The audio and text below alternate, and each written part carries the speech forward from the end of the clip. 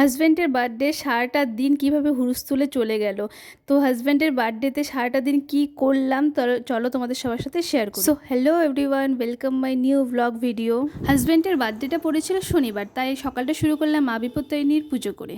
আষাঢ় মাসে তো আমাদের বাড়িতে মায়ের ধুমধাম করে পুজো হলো। এবারটা তো শ্রাবণ মাস, তো প্রতি মাসেই আমরা বিপত্তারিণী পুজোটা করে থাকি।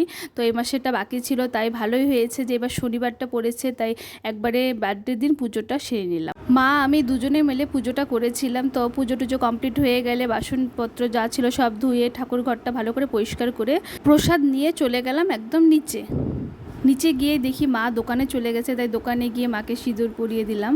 যতক্ষণ না পুজো শেষ হয় ততক্ষণ মা চা খায় না, তাই আগে পুজো সেরে মাকে সিঁদুর পরিয়ে আগে মাকে প্রসাদটা খাইয়ে দিই। এই দেখো মার কাণ্ড, আমাকে বসে বসে সিঁদুর পরাতে গিয়ে দেখো কোথায় সিঁদুর লাগিয়ে দিল, কপালে একদম টেরা করে সিঁদুর পরিয়ে দিল। তারপর আমি চলে গেলাম শনি মন্দিরে। শনি মন্দির থেকে এসে আগে বাড়ির সকালের কাজকর্ম সব সেরে বসিয়ে দিলাম রান্না।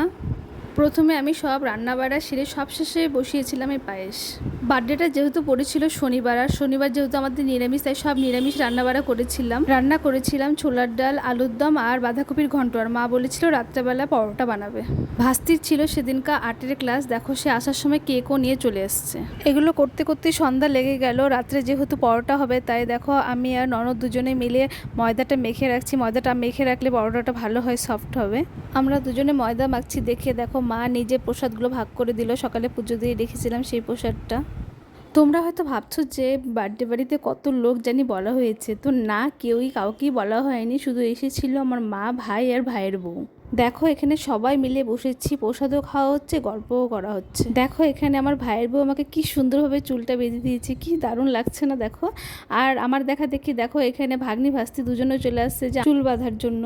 আমরা তো এখানে গল্পে মজে গেছি, আর এই দুই ভাইয়ের কাণ্ড দেখো সমানে ঝগড়া করে যাচ্ছে। যেহেতু বাবা আসেনি, তাই মারা তাড়াতাড়ি বাড়ি ফিরবে, তার জন্য তাড়াতাড়ি কেক কাটার প্রোগ্রামটা সারা হলো। গতবার তো কেক কাটার সময় অভি খুব দুষ্টামি করছিল, প্রচুর জেদ করছিল, কিন্তু এবার দেখি একটু ভদ্রলোকই হয়েছে, কোনো জিদ করেনি, তাই সবাই বলছে না অভিক এবার বড় হয়েছে। এদিকে দেখো আমি কিছুতেই জোকার দিতে পারছি না, কারণ আমার ভাই পিছন থেকে আমাকে একদম হাসিয়েই যাচ্ছে। কেক কাটা হয়ে গেলে তো বড়রা এক এক করে আশীর্বাদ করলো। তো বড়দের মধ্যে ছিল শুধু মা, আমার শ্বশুর মশাই আর শাশুড়ি মা, আর তো সবাই ছোট। মা বাপুর পরে তো ওই হলো বাড়ির সবচেয়ে বড় সিনিয়র, তাই বড়রা আশীর্বাদ করলো আর ছোটরা এক এক করে পায়েস খাইয়ে দিল।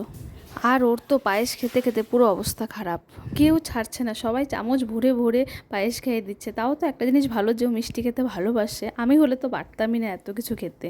সবাই খাওয়াচ্ছে, আমি কেন ছেড়ে দেবো, তাই দেখো আমি 2 চামচ খাইয়েছি। আর আজকে তো কিছু নাও করতে পারবে না। এই দেখো এখানে আমি অভিকের জন্য গিফটটাকে কাগজ দিয়ে প্যাক করেছি, কারণ র্যাপিং পেপার দিয়ে প্যাক করলে ওটার ভিতরে কি আছে দেখার জন্য পুরো ব্যস্ত হয়ে যাবে। যেহেতু কাগজ দিয়ে প্যাক করেছি, ভেবেছে ওটার ভিতরে সেরকম হয়তো কিছু নেই, তাই জিদ করে। এই দেখো বড় শ্বশুর আসেনি দেখে কিন্তু ছোট শ্বশুরই জামাইয়ের মিষ্টিমুখ করিয়ে দিল। সবার আশীর্বাদ করা, পায়েস খাওয়ানো কমপ্লিট হয়ে গেলে সবশেষে মা আশীর্বাদ করলো, কারণ মারা সবার লাস্টে করে।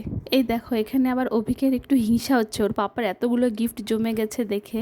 আমাদের বাড়িতে কিছু প্রোগ্রাম হবে আর অভিকের মাথা গরম হবে না, হতেই পারে না। নিজের মাথা গরম হলো আর সবার মাথা গরম করিয়ে দিল, তাই বাকি আর ভিডিওগুলো করতে পারলাম না। মা এখন পরোটা বাচ্ছে, আমরা সবাই মিলে বার্থডে বাড়ির খাবার খাই। চলো বাই বাই, তোমাদের সাথে আবার দেখা হচ্ছে নেক্সট ভিডিওতে।